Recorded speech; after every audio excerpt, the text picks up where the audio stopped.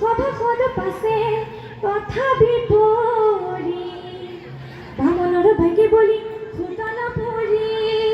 হৈছে ৰাম দিব্য সভা পাতিবহে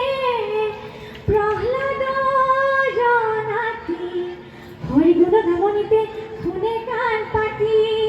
কৃষ্ণ আপুনি তমত গীত লোক শিকা বিষয়ৰ ভোগ ভোগ